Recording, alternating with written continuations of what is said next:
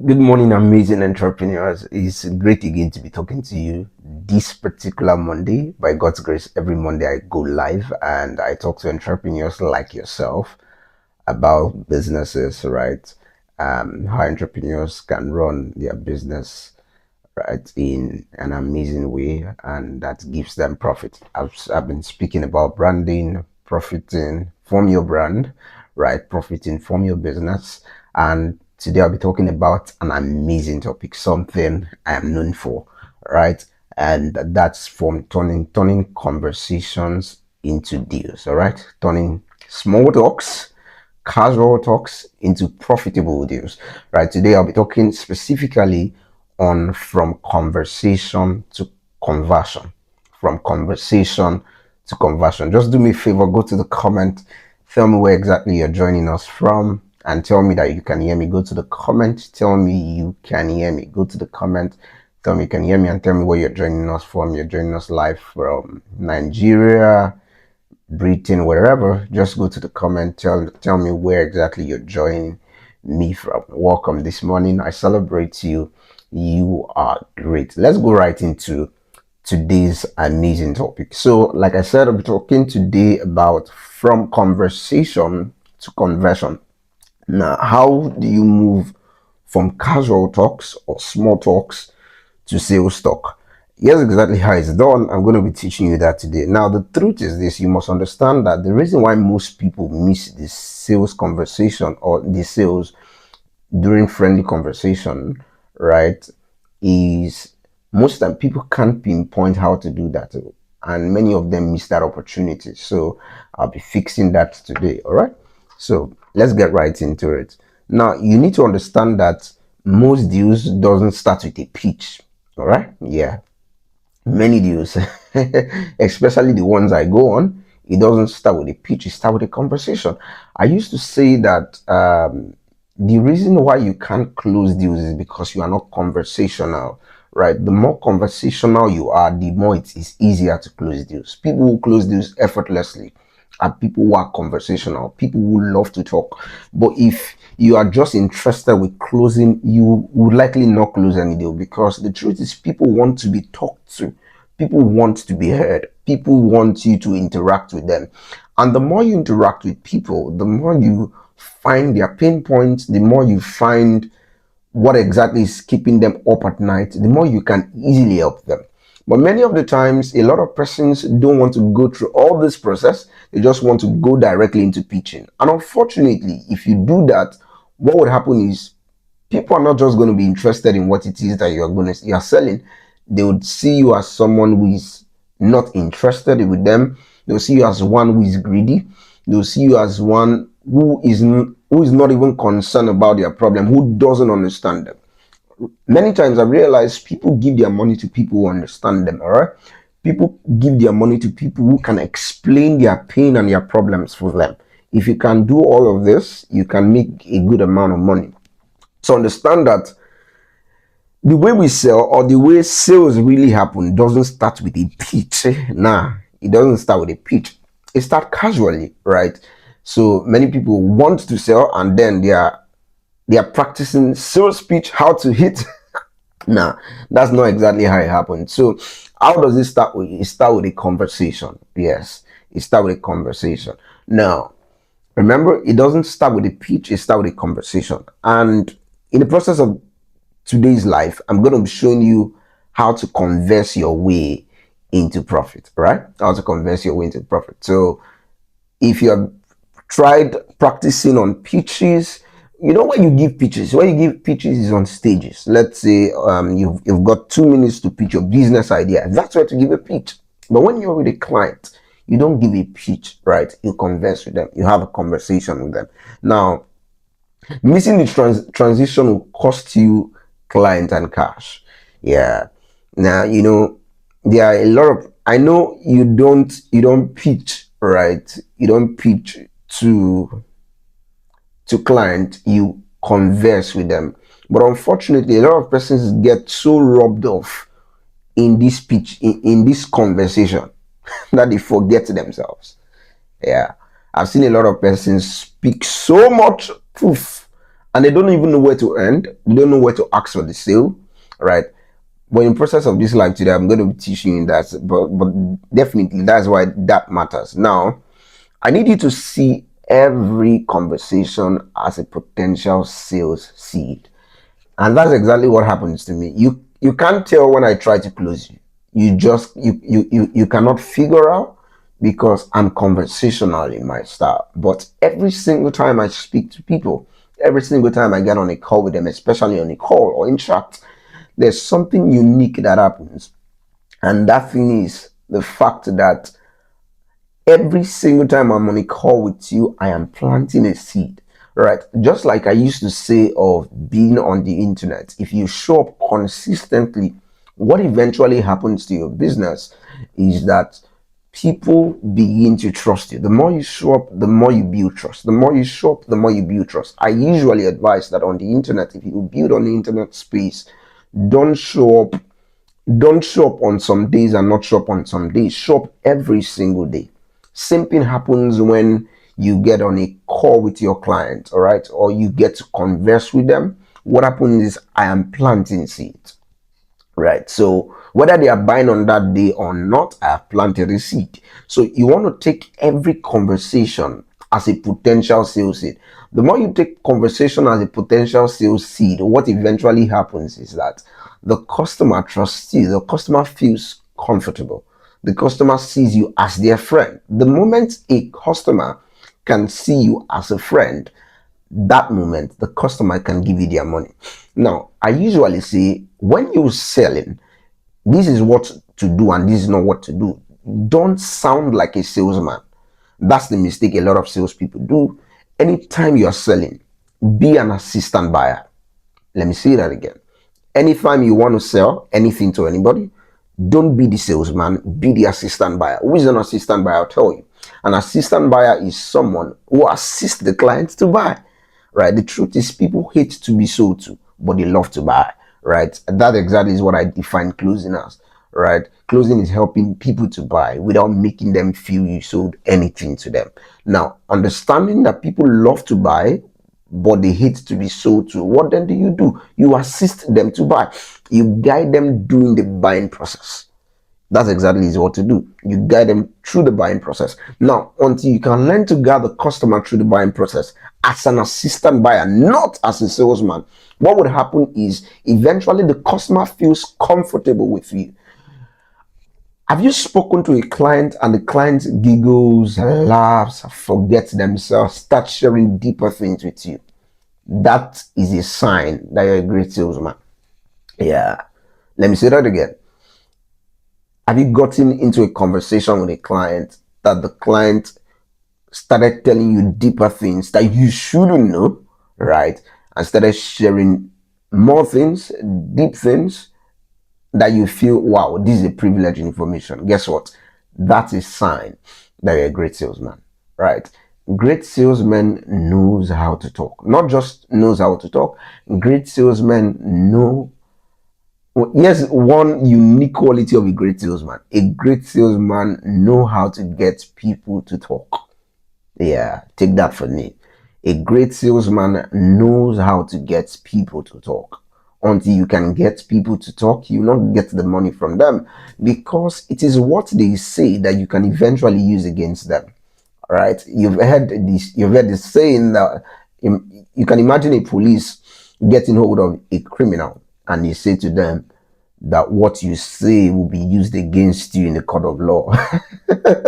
All right, that same thing happens in sales, but it happens like this, right? So the salesman rule is, hey customer, whatever you say would help you to buy. But we don't tell them this, right? Whatever the customer says improves what we tell them to get them to buy. All right. I used to teach salespeople, and I still do, that you don't manufacture what to say. Yeah. You don't manufacture what you say. Think of it in scriptures, I mean Bible, right? The Bible says, when you go, I'll give you what to say. Same thing with when you meet a customer. They will give you what to say. They will tell you what to say. I really do not manufacture what I say to my customer. I don't, right? I learn to listen to them, because I used to say in their mouth is every single thing you need to sell to them. They are going to tell you everything, but you just have to be a good listener. Not just a good listener, you've got to master asking questions. Until you can master asking questions, until you can ask amazing questions, not just yes or no questions that gets people talking. It's called probing questions. If you can ask probing questions, you're going to get your customers talking, and they're going to tell you exactly what to help them to buy. Remember, you are the assistant buyer. And an assistant buyer, what do? Remember, you learn to converse. You converse more, right?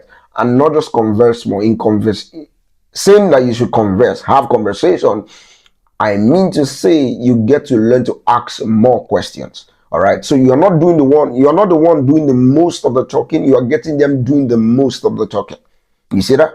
You're getting them doing the most of the talking. They talk and talk and talk and talk. Whatever they are saying is helping you and guiding you to get them to buy. Do not forget that.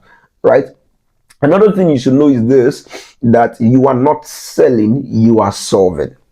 Let me say that again. You are not selling, you are solving. This is an attribute of an assistant buyer. Now, remember, you're not a salesman. So if you understand that you are not selling, remember, you are not a salesman, you are an assistant buyer. You are solving. Now, you change approach. Now, someone who is selling is only interested with how much commission they make, is only interested with how fast they sell their product. All right. But when you are you move or tilt towards solving a pain or a concern or a challenge that this customer have, what happens is this, is that you become relaxed. All right. You are no longer interested in just you, even though the end result will help you, but then you're not showing it. You're not showing that this is for you. You are more interested with the customer. Remember, you are the assistant buyer, right? And you don't, an assistant buyer is not one who would eventually take the goods home. The customer would take the goods home. It's their money, it's their pain, right? It's their challenge. But what you're just doing is getting into the conversation such that they can be helped. All right. So you are not selling, you are solving. These two things they are far apart. One who is selling is looked as rigid. One who is selling is looked as greedy. One who is selling is looked at as desperate. So you're not like that. Rather, you're on the other side. You're recommending. You're solving a pain. You're solving a problem. You're solving a challenge. All right. Exactly. So remember that you are not selling. You're solving. Now, the first step is this. The first step is you need to connect. Here's exactly how to converse your way into sales. You need to connect. Build genuine rapport. All right. People buy from who they trust. That you must know. All right. This is the beautiful way to get into a conversation with someone and get money from them. Speak to them about it. All right. So build rapport. Right. Oh, I love your shirt. Oh, you look beautiful. You look amazing. Can you tell me about your kids? How you doing? Right. Connect with them first. Build rapport. Right. Right. Mirror them.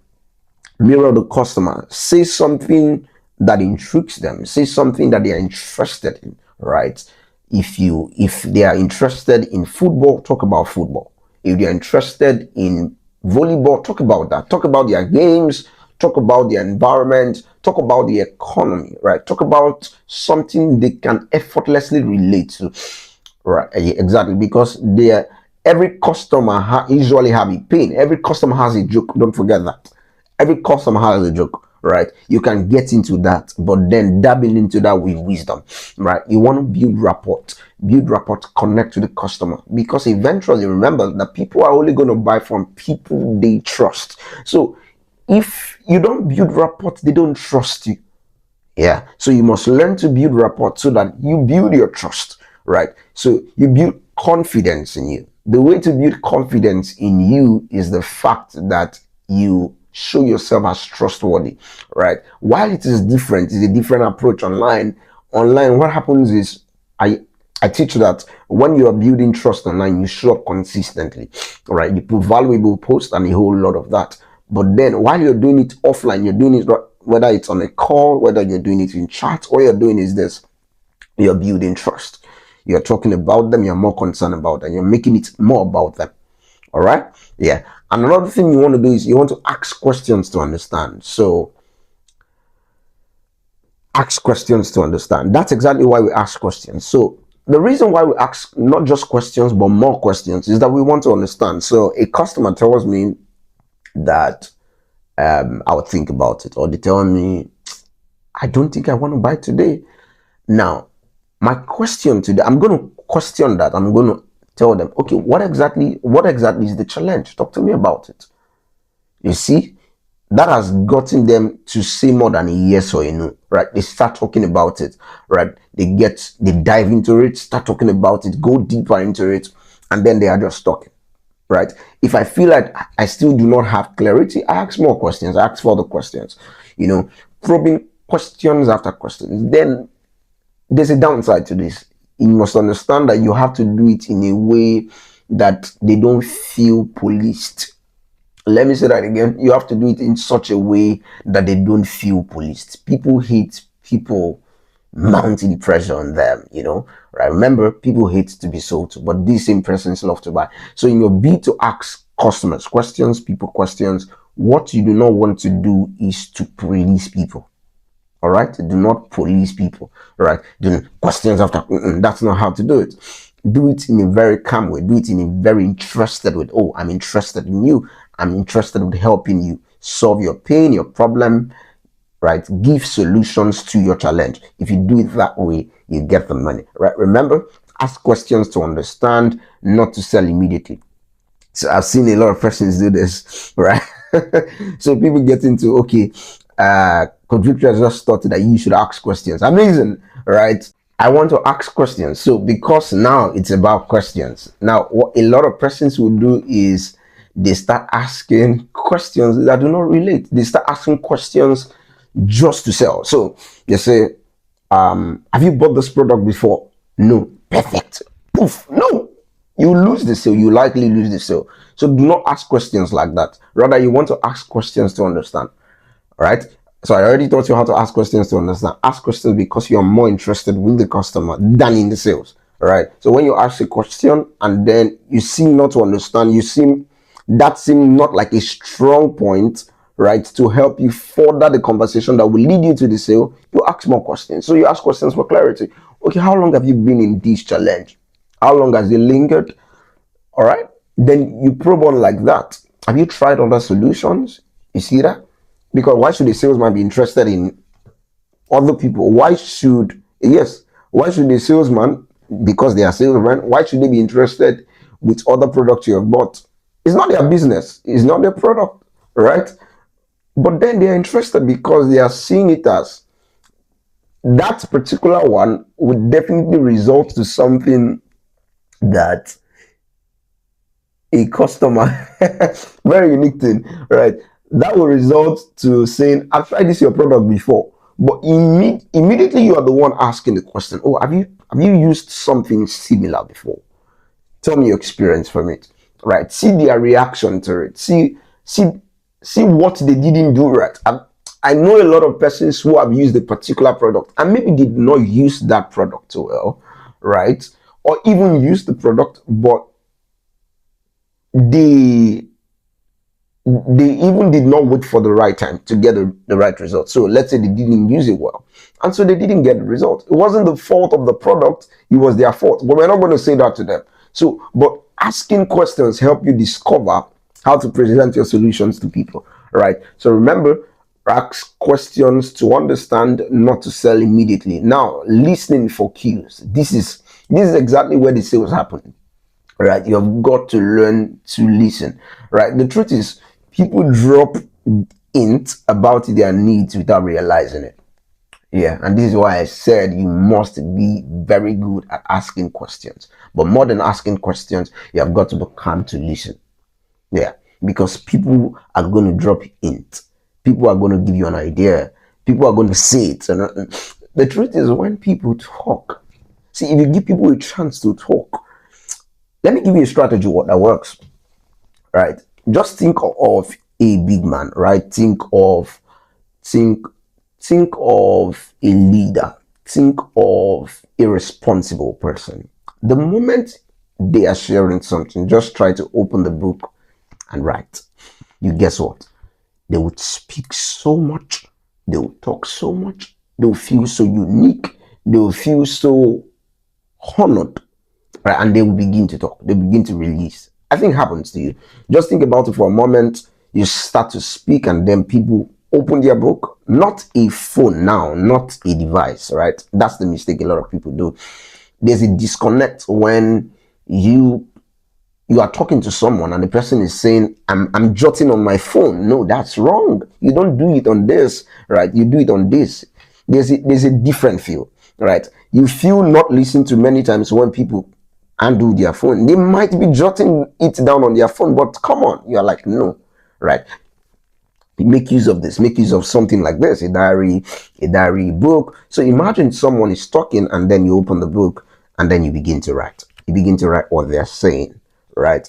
There's something called active listening, right? When you're speaking to a customer, you want to do what we call active listening, right? So the more you engage in active listening, the more they feel respected, the more they feel, wow, this person cares about me. Whether you're going to do it with a book, then you can do it.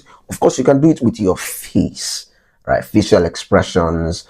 You can do it with your ears, right? You can do it with your responses, right? There's something called active listening, right? You're listening, all right? And there's something called passive listening. At the ear. And come on, you're not hearing, right? You want to actively listen to the customer and you want to be ums and ahs. Wow. Right? All this helps the customer to talk more, right? You know what these people do in church when they say, Papa, right on. Papa's message was supposed to be 30 minutes. Papa is going 2 hours, 30 minutes because of Papa ride on. Many Papa ride on, right? So those are signs of active listening.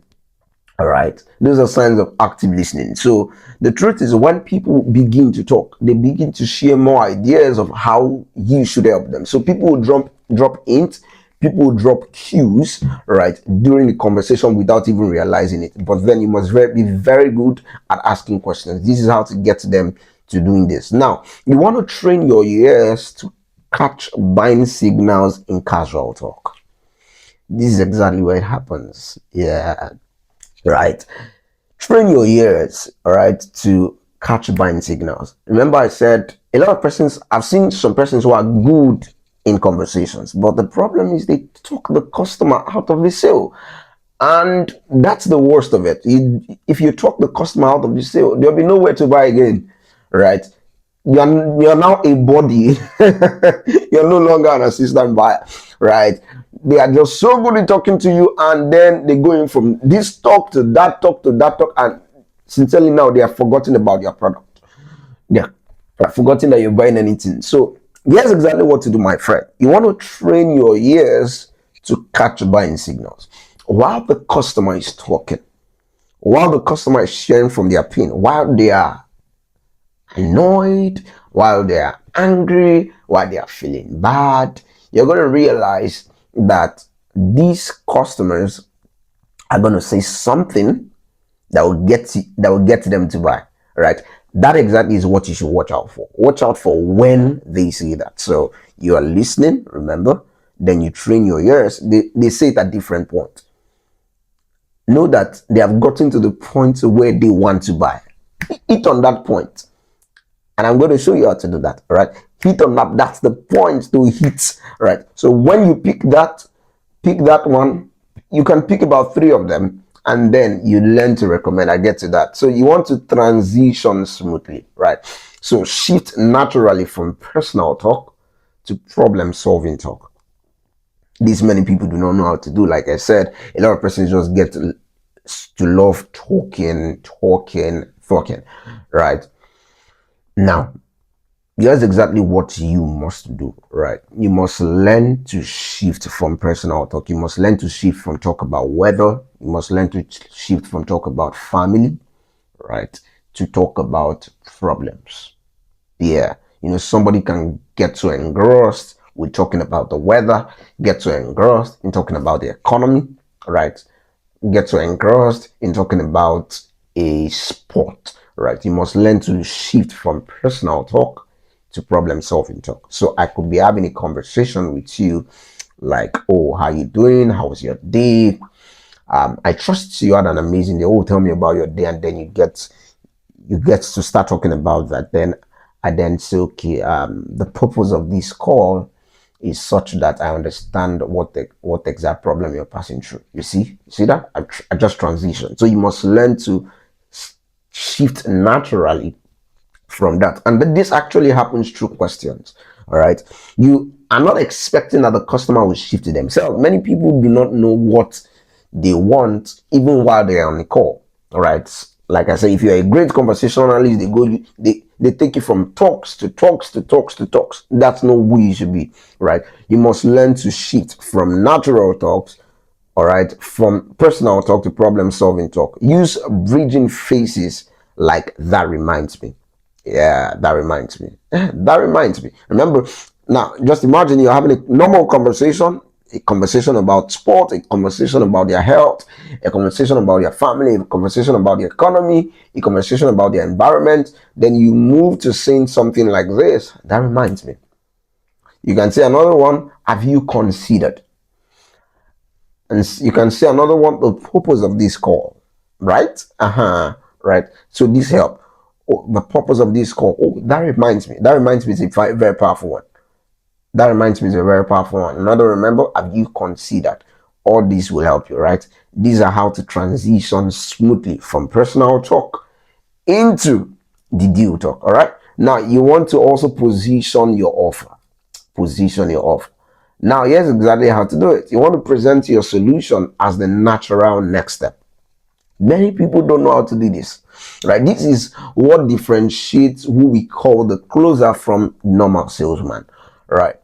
A closer is one, of course, who should learn how to converse with the customer to get money from them. Remember, I say closing is helping people to buy without making them feel you sold anything to them. Now, you are in personal talk. You have gone from personal talk to problem solving talk. Then what you must do next is you have got to position your offer. Present your solution as the natural next step.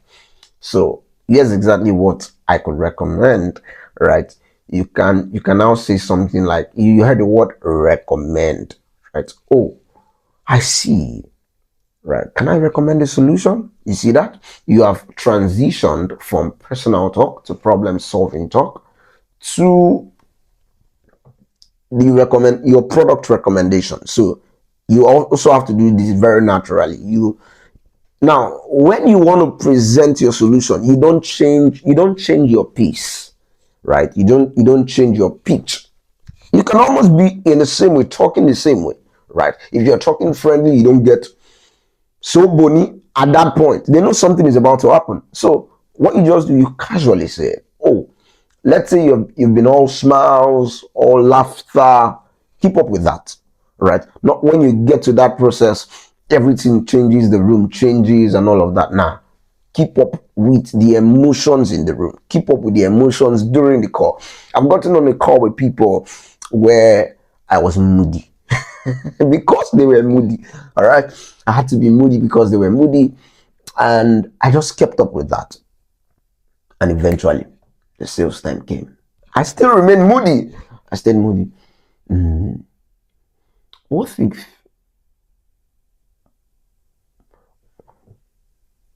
if you buy a product that helps you at this point in time? Would I help you? Remember, I wasn't shouting. I wasn't all over the room. I was moody because they were moody. And boom, the persons were like, yes, I think they're gonna help me now. You know? Right. So don't go from moody to excited. If the room is moody, please stay moody. I want you to think of this for a moment. Think of someone who is about to sell coffin to a bereaved person.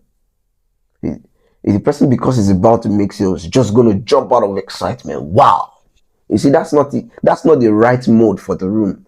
Someone is moody, somebody has just lost a loved one, feeling bad, and there you are, you've got a coffin to sell to that family. What do? Jump in excitement? No. You stay moody. Sorry about your loss. I feel what you feel. I remember when I lost a loved one. I've still not gotten over it.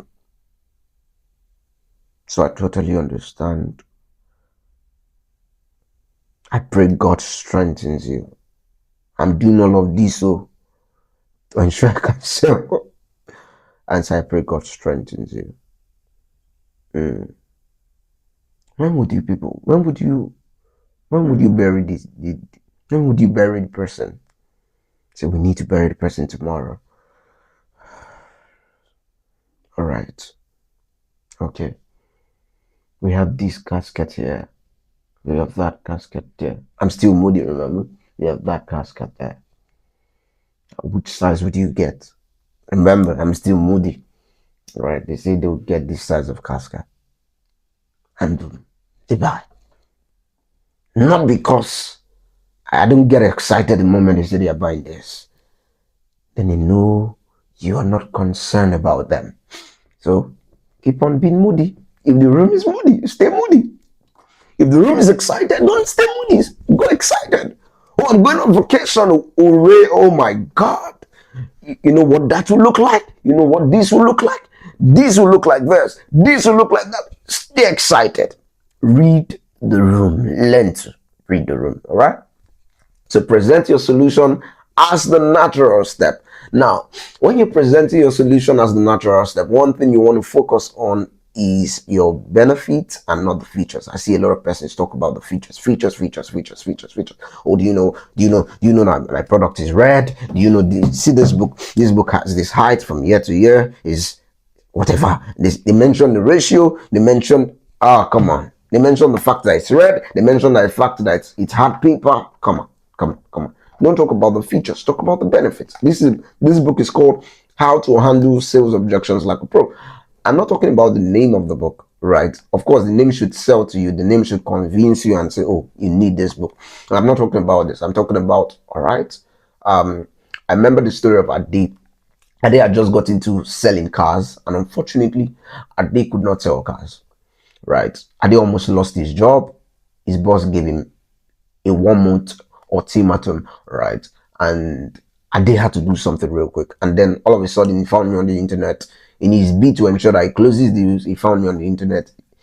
He went into, he searched, I've seen people search ChatGPT and found my name. He searched ChatGPT for one of the best sales closers in Nigeria or in Africa. And then he found my name, Victory Maxon. And then he reached out to me, and then this was exactly what I recommended to him. And they moved from 0 sales to 20 sales in 1 month. And that moved Ade's sales commission to about 15 million naira, because he sold cars worth of 150 million naira and he received a 10% commission. Poof.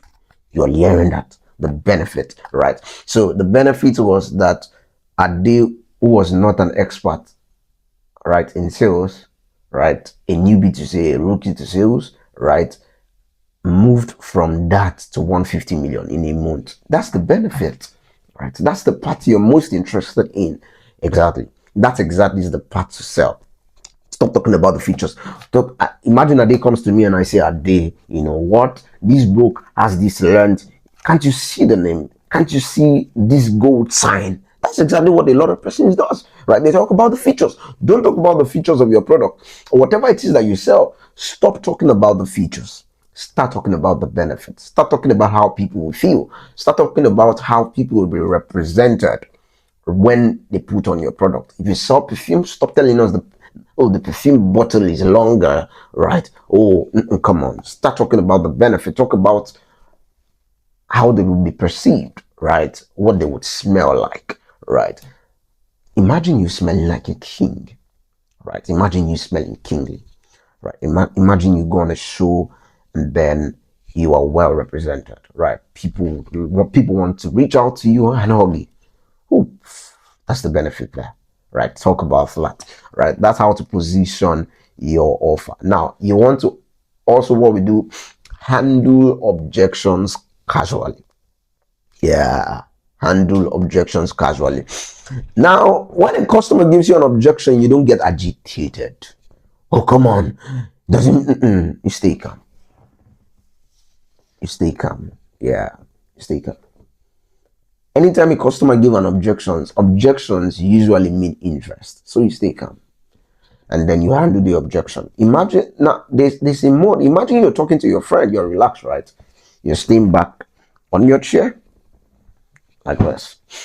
Then let's say you are on this staying like this and talking to the customer, and then the customer give you an objection, you don't sit down, put up your chair back and stay up. Come on, no, right? You stay calm, right? You stay interested with them. Oh, and then you say something like, "That's a good question," right? Very calm, and then you answer it. You're answering that objection casually. You're not making them feel that.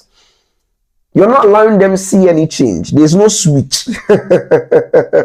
Everything is just looking natural. Everything is going natural. There are no potholes. Everything is just going natural. So a customer gives an objection. Remember that objection is a sign of is an interest. Objection is a sign that the customer is interested. So if a customer gives you an objection, it means they're interested in your product, right? Yes. So now what you do is then you address concerns conversationally, not defensively, right? So a customer then is now their turn to ask you a question, because objections are questions. Take every objection as a question. That's what I do. I take every objection as a question. So a customer gives me an objection, or a customer gives you an objection, you don't act defensive. Come on, that's not it about my product. My product is different, right? I've seen a lot of persons do ridiculous stuff, right? Did you buy from me? If you had bought from me, no, come on, you don't do that, right? So here's exactly what to do instead, right? Handle the objection casually, right? Go conversationally, right, rather than defensively, right? So in going conversationally, you can tell a story, right? You can use a case study, you can share a pain point before, you can share the process. Exactly, talk about the process, talk about the process that people had gone through, right, rather than being defensive. Come on, no. And sometimes you being defensive might be a yes or a no question, or a yes or a no answer. No, we are not like that. No, don't say that, right? Get into another talk about it, right? Do it conversationally, right? Not defensively, all right? So don't fight the customer. Remember, now you want to close without pressure. Invite the customer to take the next step. Don't push them, right? Remember, you are the assistant buyer, you are not the salesman. Invite the customer to take the next step, all right? So tell them, say stuff like, where would you like to go from here? Yeah, it works. Where would you like to go from here? What would you like to do next? Right? What do you think about this? Right? Yes. Where would you like to go from here? What do you think about this? Right? Just imagine this is with you. What would happen to you? Right? Invite them to take the next step. Don't push them. Right? Now, make the decision feel natural and easy. Yeah. Remember, the process still the same. Make it look natural. Make it look, it's about you. You're the one making this decision now. Left to you. Now, I've done this a lot and it works. Imagine you're selling to a customer and they have an idea that you're not interested with their money. It's not about your money now. It's not about your money. It's about you. And then you say stuff like money aside. The pain. I'm a salesman and I need the money. But then money aside, money aside. Let's talk about you. Yes, tell me about you. Tell me about your challenge. How long have you been experiencing this? We discovered that people will keep money aside. People will say it and people will show it. There's a difference between saying it and showing it, right? You can say it helps you. Showing it is, my God, it gives massive results. So I do not just say it, I show it, money aside, right? Yes, tell me how this will be of benefit to you. So many times I give the customer the privilege to sell to me. Yeah. So money aside, money aside. Yes, tell me how this will benefit you. The customer have told me, and then I've recommended the solution, and then I say money aside. Tell me how this will benefit you. And boom, they're like, come on. They start to sell me on my product. Yeah, they start to sell on my product. Beautiful, very beautiful approach. So make the decision feel natural and easy. Cool, calm, tone, beautiful, right? Make it feel calm, natural, and easy. All right. So let me give you the last step. So what you want to do is this. Remember, let's do a recap. You want to connect, build rapport. All right. Build rapport, listen. When you talk, you connect, you ask them questions, you then listen. A lot of persons do not listen, right? Have you ever wondered why we have 2 years and 1 month, right? Because God wants us to listen more than we talk, right? So learn to listen, right? Keep on listening. The more you listen, remember, the customer gives you clues that will help them to buy, right? Listen more. So you connect, you listen, you transition, all right? You connect, you listen, you transition. You transition from natural talks or from normal talks, from casual talks, right, to the sales talk, right? Not a picture. Remember, be conversational in your style, but okay.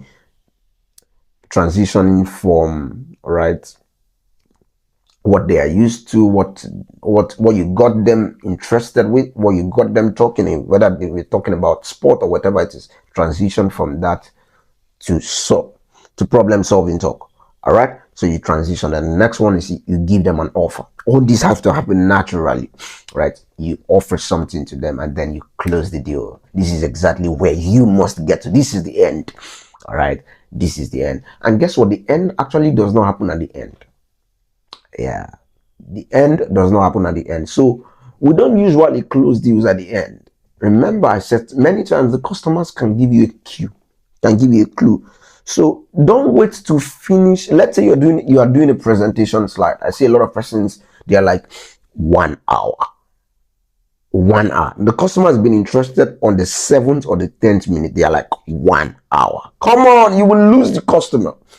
So the sales does not happen at the end. It happens when the customer is interested to buy. Yeah. Let me say that again. The sales, or you don't close deals at the end of the call, right? So let's wrap things up now. I hear people say that. Come on, they're like, what you have done is you have broken the process, right? They now know they can smell something fishy. They are suspicious. What do you mean? Right? Don't allow them to be suspicious. Don't sound suspicious, right? So let's wrap up things. Nah, right? The the best time to sell to a customer is not at the end. The best time to sell to a customer is when there's a sign that you want to buy. That's the best time to do it, right? You put it to them, right? Yes. Saying something like, or showing something, oh, I got it, but in a very calm way. Perfect. At that point, hit it. All right. You don't say, oh, let's wrap up. After 1 hour, the customer has been dozing, and you just expect that, oh, now they now face you and say, oh, we are wrapping up now. The moment you have a let's wrap up in your conversation, my God, you are going to lose the deal, because already you have shown that you have shown, right, that there's something fishy coming ahead. So they are no longer interested. They are like, oh, come on, something is wrong now. Something is about to go wrong. They go back into their shell. So learn to transition, right? Learn to transition. That's the transition part, right? When a customer, you remember I said you don't sell at the end. You sell when the customer is interested to buy. That's when to hit the sales. That's when to ask for the sale. You don't sell at the end. You sell when the customer is interested to buy, right? So let's do a recap. You connect, you listen, you transition, you give an offer, and then you close the deal. You close the deal. All right. I'm giving you a challenge this week.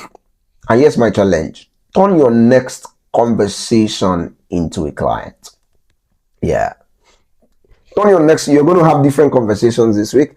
Turn your next conversation into a client. Now, yeah, remember, I give assignment every week. Now, here's exactly what you're going to do for me, right? come back to this post, come back to this live, right, and tell me how that worked for you, right? Turn your conversation into a client, whether it's conversation on chat, whether it's conversation on calls, whatever it is, or wherever it happens, whether it's conversation physically, turn that conversation into a client. So remember, use all these approaches I've taught you about having to converse with the customer, speak to them, be comfortable with them, reach out like you're helping them. Of course you are, right? Help them. Now, eventually, when you're done with all of this, then turn them into a client, get them to pay because they have got your money. All right, do that today, and I know that your business will shift. Your business will be different. I'm glad you joined us this Monday. It was great speaking to you. Like you know, my name is Victory Maxon, and every week, Monday precisely, I go live talking to businesses like yourself. And if you want me to help your business scale, you can reach out to me, right?